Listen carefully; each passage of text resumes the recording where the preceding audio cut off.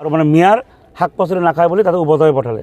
আৰু সবচে ডাঙৰ দুৰ্ভাগ্যজনক কথাটো হৈছে যে তাতে তেওঁলোকে বেপাৰীসকলে জনোৱা মতে আপোনাৰ এই তাতে পাথৰিঘাট আৰক্ষী আছিল, কিন্তু আৰক্ষীয়ে কিন্তু এই ক্ষেত্ৰত কোনো ধৰণৰ বাধা দিয়া নাই।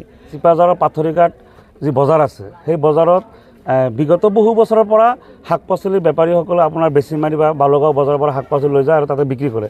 কিন্তু আজি ৰাতিপুৱা যেতিয়া বেপাৰীসকলে চব্জি শাক পাচলি লৈ গ'ল ৰাতিপুৱা, তেতিয়া তাতে আপোনাৰ শাক পাচলিখিনি নমাব নিদিলে আৰু মানে মিয়াৰ শাক পাচলি নাখায় বুলি তাতে উভতাই পঠালে।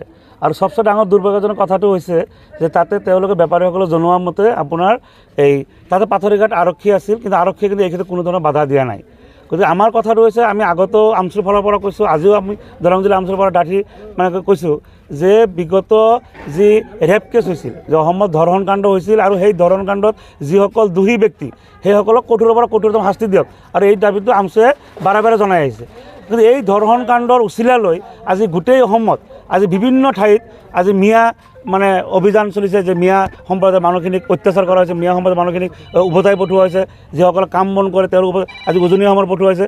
আজি উজনি অসমৰ পৰা আহি যে দৰং জিলাত আজি আপোনাৰ পাথৰিঘাট পাৰে, আৰু আজিৰ পৰা আজি 4-5 দিনমান আগতে আপোনালোকে জানে যে মঙলদৈ বজাৰ মাছ বজাৰত এটা সৰু ঘটনা লৈ তেওঁলোকে মাছৰ বজাৰত কিমান ক্ষতি কৰিলে, আৰু এইটো লৈ তেতিয়া আমচুত আপোনাৰ বেপাৰী সন্থা আৰু প্ৰশাসনৰ মাজতে আলোচনা হৈ সেইটো মীমাংসা কৰা হৈছিল। কিন্তু আজি এসপ্তাহ নহওঁতে আজি পুনৰ পাথৰিঘাটত যে এই ধৰণৰ মানে বেপাৰীসকলক উভতাই পৰে। গতিকে আমি জিলা প্ৰশাসনক দৰং জিলা আমচুৰ পৰা এটা দাবী জনাইছোঁ যে আচলতে কি বিচাৰে, যে এই যে আমি যে মিলাপ্ৰীতি চলিব খুজিছোঁ, এই তেওঁলোকে কি মিলাপ্ৰীতি চলিব নোখোজে নেকি? আৰু এনেকুৱা ধৰণৰ যেতিয়া উত্তেজিত কৰি আছে আৰু সেই মানুহখিনি যদি কঠোৰ শাস্তি নিদিয়ে তেতিয়াতো আৰু বাঢ়ি যাব। আজি পাথৰিঘাটৰ পৰা কালি বেলেগ ঠাইৰ পৰা পঠাব।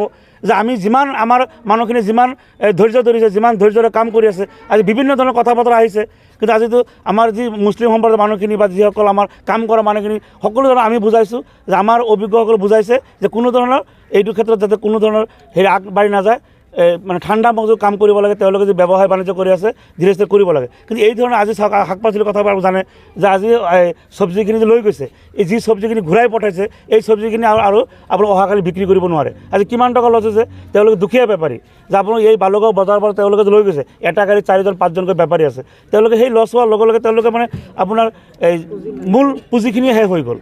গতিকে আমি জিলা প্ৰশাসন, আমাৰ আয়ুক্ত মহোদয় আছে, জিলা আৰক্ষী অধীক্ষক মহোদয় আছে, যে তেওঁলোকে যদি কঠোৰ ব্যৱস্থা গ্ৰহণ নকৰে এই ধৰণৰ মানুহখিনিৰ ওপৰত, তেতিয়া কিন্তু এটা ডাঙৰ কিন্তু গণ্ডগোলৰ ফালে ঢাল খোৱাৰ সম্ভাৱনা আছে।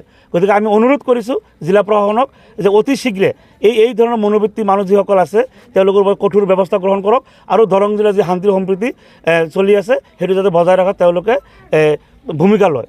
আৰু